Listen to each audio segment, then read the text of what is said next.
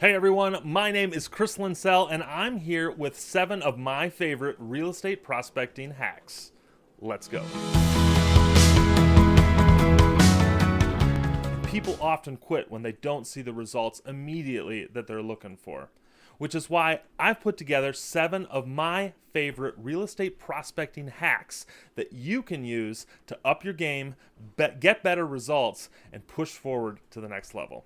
So let's talk about them. Here's hack number 1.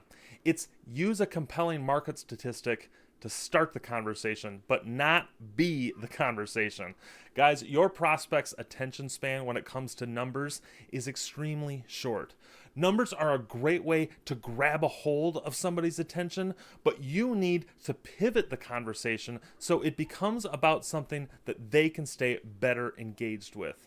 Unless your prospects are mathematicians, statisticians, or people who are obsessed with numbers, and spoiler alert, most people are not that, you need to get the conversation about them.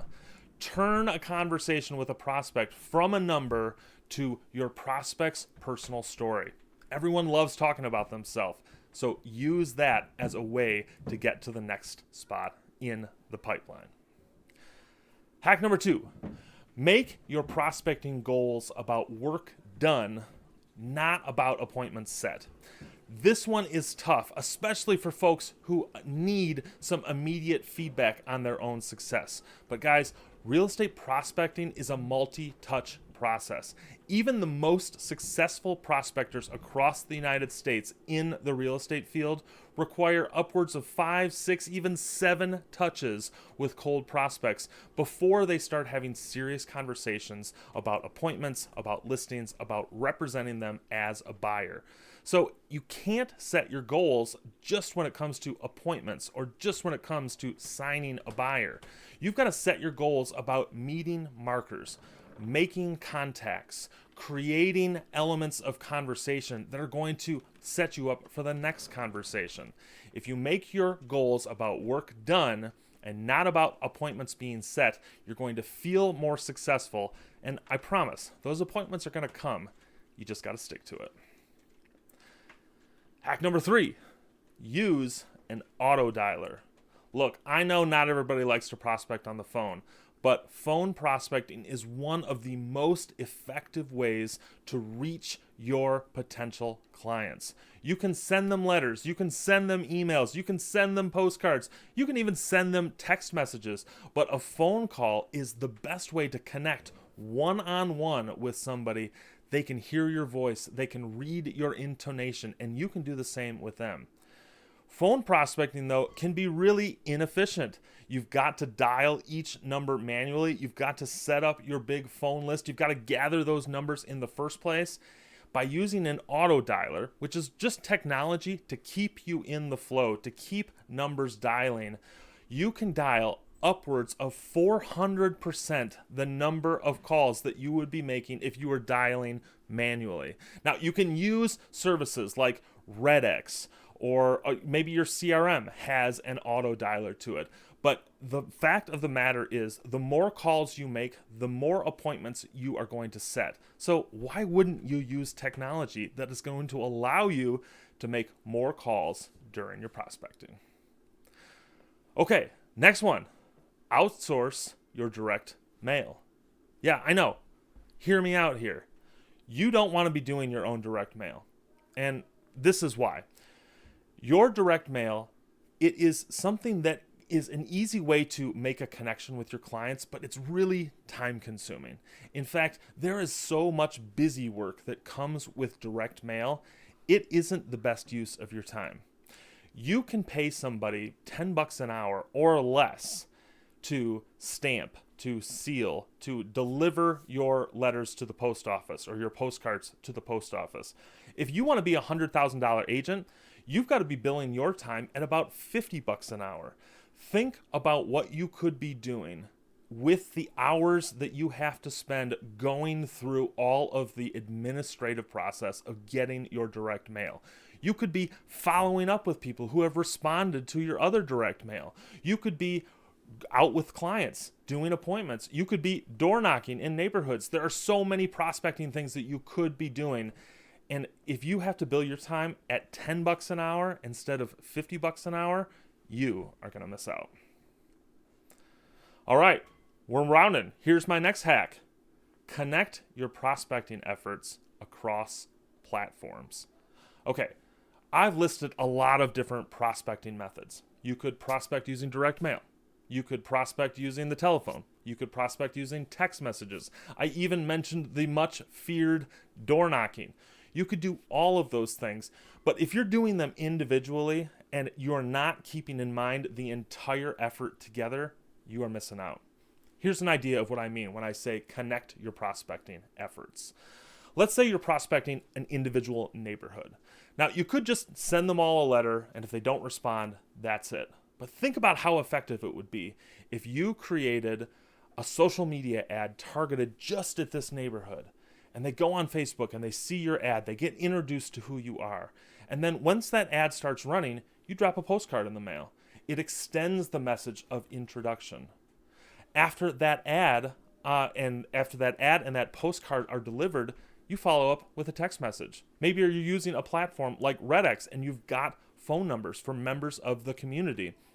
You can follow up with a text message and say, hey, I think you may have gotten a letter from me earlier this week. I was in the neighborhood performing some valuations for properties. Would you like me to stop by? I do one for free for you. And then connect that with, oh, by the way, I was just out hanging door hangers for my recent sale just down the street here. Wondering if we could talk. Would love to talk about what I could do for you as a real estate professional.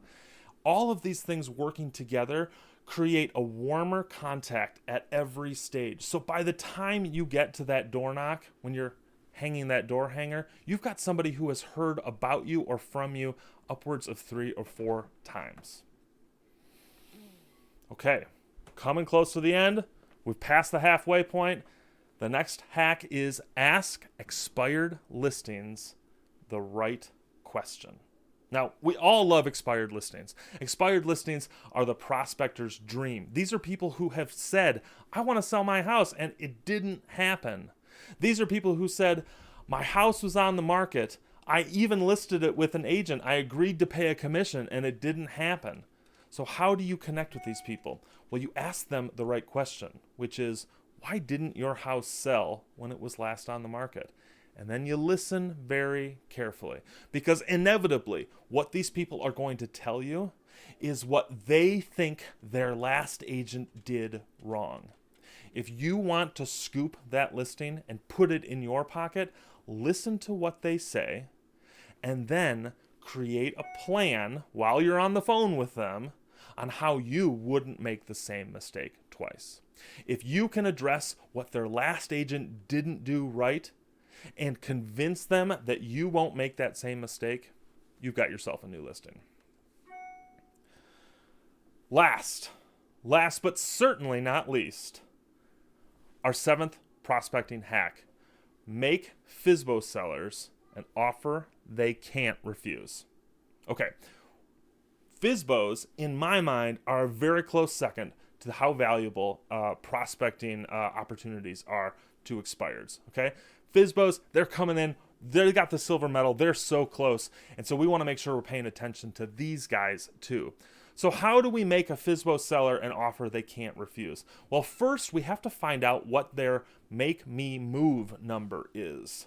Okay, they've probably got their property listed at a certain price, but that's not the price that they would accept to get out of their house 9 times out of 10. You got to find out what that number is.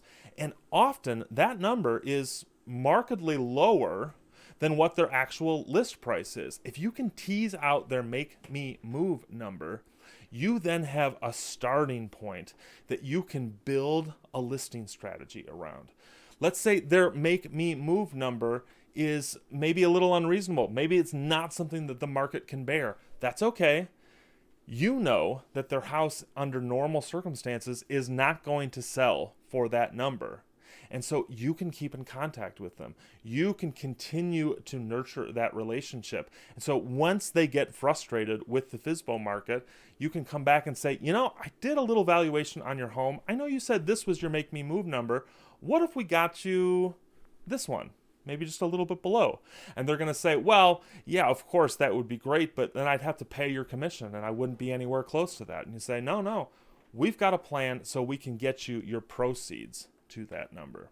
Now, listen, FSBO sellers often are trying to do the process on their own because they think it will save them money.